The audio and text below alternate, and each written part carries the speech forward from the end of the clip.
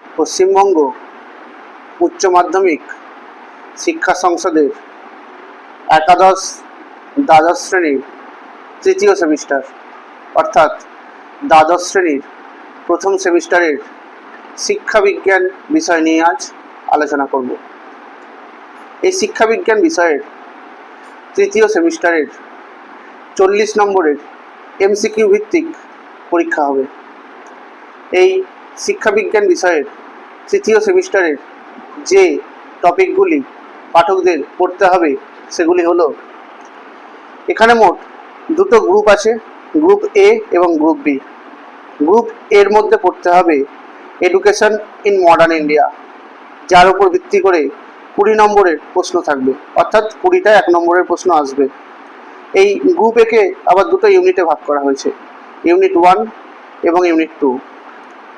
Unit 1 এর মধ্যে আছে post independent period of Indian education system, যার মধ্যে আছে ইউনিভার্সিটি এডুকেশন কমিশন, যেটা 1948 এবং 1949 খ্রিস্টাব্দে প্রবর্তিত হয়েছিল। সেকেন্ডারি এডুকেশন কমিশন, যেটা গঠিত হয়েছিল 1952-53 খ্রিস্টাব্দে।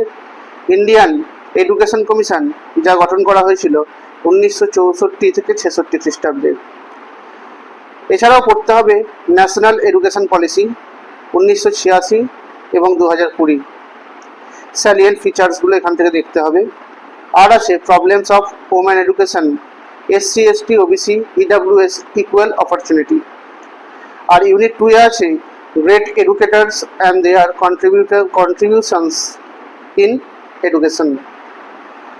এর মধ্যে যাদের কর্তব্য বা প্রভাব বা গুরুত্বগুলো পড়তে হবে, তার মধ্যে অন্যতম রবীন্দ্রনাথ ঠাকুর, স্বামী বিবেকানন্দ, মহাত্মা গান্ধী, জ্যাক রুসো এবং জন ডিউই।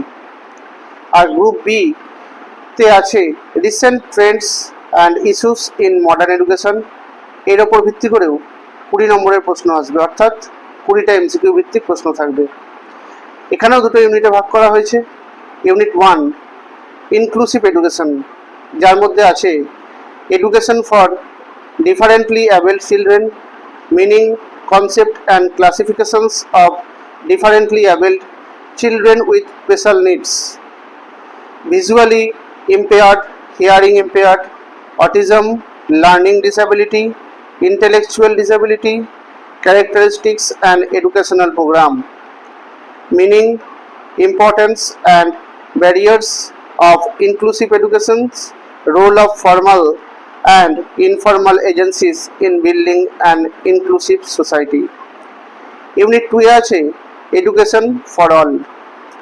এখানে টপিকগুলো হলো education for 21st century, global vision for education, Delors commission, 4 pillars of education, international commission on the futures of education, education for all, universalization of elementary education in India, role of positive psychology in modern education.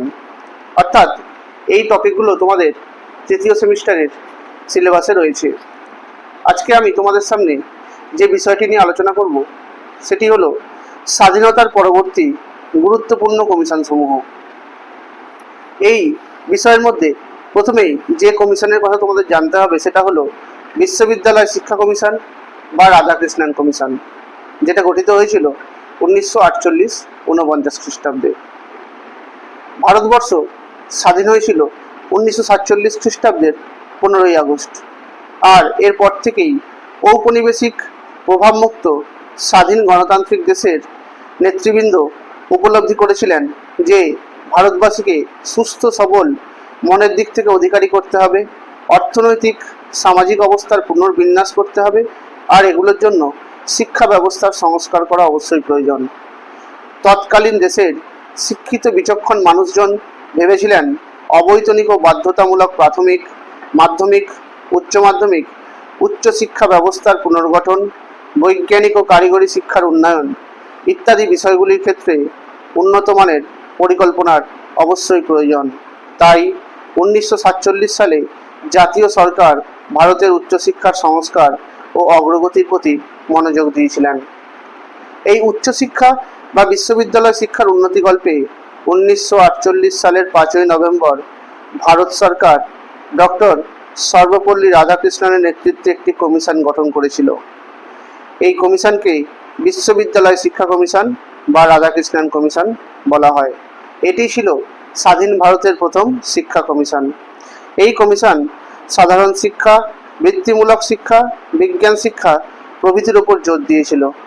R commission তাদের 747 পৃষ্ঠার রিপোর্টে 1949 সালে ভারত সরকারের কাছে পেশ করেছিল। এই বিশ্ববিদ্যালয় কমিশনের শিক্ষা কমিশনের সদস্য ছিল মোট 10 জন, যাদের মধ্যে 7 জন ছিল ভারতীয় এবং 3 জন ছিল বিদেশি। এই 7 জন ভারতীয় সদস্যদের মধ্যে যারা ছিলেন তারা হলেন ডক্টর সর্বপল্লী রাধাকৃষ্ণন, যিনি সভাপতি ছিলেন।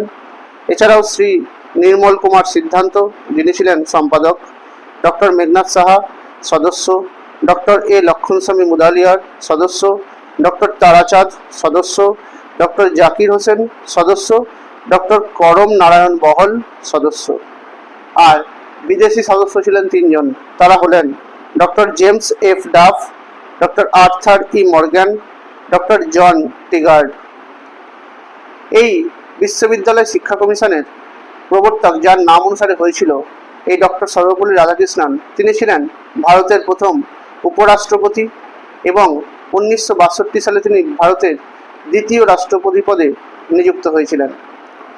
ডক্টর সর্বপল্লী রাধাকৃষ্ণনের লেখা প্রথম যে বই, সেই বইটি হলো the philosophy of Rabindranath Tagore. এই রাধাকৃষ্ণন একাধারে একজন দার্শনিক এবং লেখকও ছিলেন।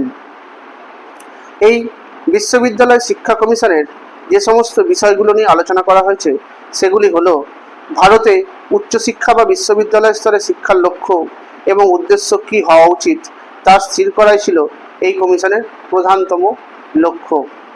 বিশ্ববিদ্যালয়গুলির গঠনতন্ত্র, নিয়ন্ত্রণ, কর্মপদ্ধতি এবং সীমা এর প্রয়োজনীয় পরিবর্তন সাধন এবং কেন্দ্রীয় ও রাজ্য সরকারের সঙ্গে বিশ্ববিদ্যালয়গুলির সম্পর্ক নির্ধারণ করাও ছিল এদের লক্ষ্য। আর্থিক সঙ্গতি বা অর্থনৈতিক অবস্থা সম্পর্কে নীতি নির্ধারণ করাও এদের উদ্দেশ্য ছিল। বিশ্ববিদ্যালয় এবং তার অধীনস্থ মহাবিদ্যালয়গুলির শিক্ষার উপযুক্ত মান বজায় রাখা ছিল এদের লক্ষ্য। কলা বিভাগ ও মানসিক বিষয়, বিজ্ঞান বিষয় এবং পেশাগত ও কারিগরি শিক্ষার সমতা রক্ষার মাধ্যমে পাঠ্যক্রম প্রণয়ন এবং পাঠ্যক্রম সমাপ্তির সময় নির্ধারণ করাও ছিল এদের লক্ষ্য। এছাড়াও বিশ্ববিদ্যালয়ে কোন মাধ্যমে পঠন পাঠনের ব্যবস্থা হবে সেই সম্পর্কে সুনির্দিষ্ট নীতি নির্ধারণ করেছিল এই শিক্ষা কমিশন। বিশ্ববিদ্যালয় স্তরে শিক্ষা গ্রহণের জন্য শিক্ষার্থীদের প্রবেশের মান নির্ধারণ করা হয়েছিল। ভারতের ঐতিহ্য, ইতিহাস, সাহিত্য, দর্শন, ভাষা, চারুকলা সম্পর্কে উন্নততর শিক্ষার ব্যবস্থা গ্রহণ করা হয়েছিল। আঞ্চলিক বা অন্য কোনো ভিত্তিতে অধিক সংখ্যক বিশ্ববিদ্যালয় স্থাপনের ব্যবস্থা গ্রহণ করা হয়েছিল। বিশ্ববিদ্যালয়ে বা সমতুল্য কোনো প্রতিষ্ঠানে ভিন্নমুখী জ্ঞানের উচ্চতর গবেষণার ব্যবস্থা গ্রহণ করা হয়েছিল। বিশ্ববিদ্যালয়ে ধর্মশিক্ষা প্রসঙ্গে ব্যবস্থা গ্রহণ করা হয়েছিল। মহাবিদ্যালয় এবং বিশ্ববিদ্যালয়ের শিক্ষকদের যোগ্যতা, চাকরির অবস্থা, বেতন, বিভিন্ন সুযোগ সুবিধা ও মৌলিক গবেষণার বিষয়ে উৎসাহ দানের ব্যবস্থা গ্রহণ করা হয়েছিল। বিশ্ববিদ্যালয়গুলিতে শিক্ষার্থীর সার্বিক কল্যাণের জন্য কী ধরনের কল্যাণমূলক কর্মসূচি গ্রহণ করা হবে, ছাত্রাবাসের সমস্যা, শিক্ষার্থী শৃঙ্খলা, টিউটোরিয়াল ক্লাস প্রভৃতি সম্পর্কে কমিশনকে সুপারিশ করতে বলা হয়েছিল। স্বাধীনতা উত্তর ভারতে নারী জাতিকে স্বাবলম্বী করে তোলার লক্ষ্যে বিশ্ববিদ্যালয় শিক্ষায় যাতে পুরুষদের পাশাপাশি নারীরাও সমান সুযোগ পায় সেদিকেও তাদের তীক্ষ্ণ দৃষ্টি ছিল। প্রাথমিক বিদ্যালয় থেকে বিশ্ববিদ্যালয় স্তর পর্যন্ত পরীক্ষা ব্যবস্থা ও মূল্যায়ন পদ্ধতিকে নতুন করে গড়ে তোলার কথা চিন্তা করেছিল এই শিক্ষা কমিশন। বছরে কটি পরীক্ষা নেওয়া হবে, নম্বর বিভাজন ও প্রশ্ন কাঠামো কেমন হবে, তা শিক্ষার্থী যথাযথ মূল্যায়নে সমর্থ হবে, এইসব বিষয়গুলিও কমিশনের বিবেচ্য ছিল। এছাড়াও স্বাধীনতা লাভের সময় ভারতে বিশ্ববিদ্যালয়ের সংখ্যা ছিল খুবই কম, বিশেষত গ্রামাঞ্চলে বিদ্যালয়ের সংখ্যা খুবই অল্প ছিল। তাই রাধাকৃষ্ণন কমিশনের অন্যতম বিচার্য বিষয় হয়েছিল গ্রামীণ শিক্ষা এবং সেই সূত্রে গ্রামীণ বিশ্ববিদ্যালয় গঠন। ছাত্রছাত্রীদের নিয়ম শৃঙ্খলা মেনে চলা, টিউটোরিয়াল ক্লাস এবং হোস্টেলের ব্যবস্থা গ্রহণ প্রসঙ্গে আলোচনা করা হয়েছিল। বিশ্ববিদ্যালয় শিক্ষার মানোন্নয়নের পাশাপাশি শিক্ষাদান ব্যবস্থারও মানোন্নয়ন ঘটানো হয়েছিল। বিশ্ববিদ্যালয়ের সাংগঠনিক কাঠামো কেমন হবে, প্রাথমিক, মাধ্যমিক এবং কলেজ স্তরে শিক্ষার কাঠামো কেমন হবে, কত বছরের প্রাথমিক ও মাধ্যমিক শিক্ষা শিক্ষার্থীদের গ্রহণ করতে হবে তা স্থির করা, বিশ্ববিদ্যালয়ে প্রবেশের যোগ্যতা নির্ণয় এবং বিদ্যালয় থেকে বিশ্ববিদ্যালয় স্তর পর্যন্ত প্রশাসনিক কার্যকলাপ কিভাবে পরিচালিত হবে তা নির্ধারণ করা ছিল কমিশনের অন্যতম বিচার্য বিষয়। এছাড়া পরীক্ষাগার, লাইব্রেরি প্রভৃতি সংস্কার সম্পর্কে আলোচনা, উচ্চতর স্তরে গবেষণার জন্য কিভাবে উচ্চমানের গবেষণা কেন্দ্র স্থাপন করা যায় সে সম্পর্কে অভিমত ব্যক্ত করেছিল এই শিক্ষা কমিশন। বিশ্ববিদ্যালয়গুলির জন্য ব্যয় নির্বাহের ক্ষেত্রে আর্থিক সংস্থানের ব্যবস্থা করতে হবে এবং কোন কোন ক্ষেত্রে সেই অর্থ ব্যয় করা হবে তাও নির্ধারণ করা হয়েছিল। আর এই সমস্ত বিষয় পর্যালোচনা করতে গিয়ে কমিশন যেসব ব্যবস্থা গ্রহণ করেছিল সেগুলোর মধ্যে অন্যতম ছিল তথ্য সংগ্রহ। এই তথ্য সংগ্রহের জন্য প্রশ্নগুচ্ছ তৈরি করা হয়েছিল, যেগুলি পাঠানো হয়েছিল প্রতিটি রাজ্য সরকারের বিধানমণ্ডলীর, প্রতিটি রাজ্যের মুখ্যমন্ত্রী, শিক্ষামন্ত্রী এবং দেশের প্রতিটি বিশ্ববিদ্যালয়ের উপাচার্য, প্রতিটি রাজ্য সরকারের শিক্ষা অধিকর্তা, দেশের প্রতিটি কলেজের অধ্যাপক এবং প্রতিটি বিশ্ববিদ্যালয়ের বিজ্ঞানী প্রধানদের কাছে। প্রাপ্ত তথ্যসমূহের বিশ্লেষণের জন্য প্রতিটি বিশ্ববিদ্যালয়ের রাশিবিজ্ঞান বিভাগ এবং স্ট্যাটিস্টিক্যাল ইনস্টিটিউটের সঙ্গে সংযোগ স্থাপন করে এই তথ্যগুলিকে বিশ্লেষণ করা হয়। এছাড়াও তথ্য বিশ্লেষণের পর বিভিন্ন কলেজ ও বিশ্ববিদ্যালয়ে সার্ভে করে কলেজ ও বিশ্ববিদ্যালয়ের তৎকালীন অবস্থা সম্পর্কে প্রত্যক্ষ অভিজ্ঞতাও লাভ করা হয়েছিল।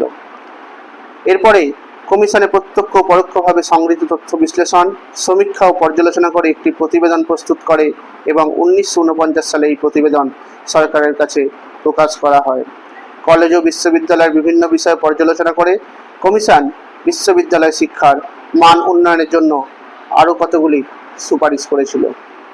আজ আমি তোমাদের সামনে এই শিক্ষা কমিশনের বিচার্য বিষয়গুলি তুলে ধরলাম। এর পরবর্তী ভিডিওয়ে আমি তোমাদের এই শিক্ষা কমিশনের গৃহীত কর্তব্যগুলো সম্বন্ধে আলোচনা করব। তোমরা ভিডিওটি লাইক করে দেবে, শেয়ার করে দেবে, আর আমার চ্যানেল নতুন হয়ে থাকলে চ্যানেলটিকে সাবস্ক্রাইব করে দেবে, আর পাশে থাকা বেল আইকনটি প্রেস করে দেবে যাতে আমার ভিডিও নোটিফিকেশানগুলো পেতে পারো। তোমরা আমায় ফেসবুক পেজে ফলো করে দেবে আর ইনস্টাগ্রামেও ফলো করে দেবে। ধন্যবাদ।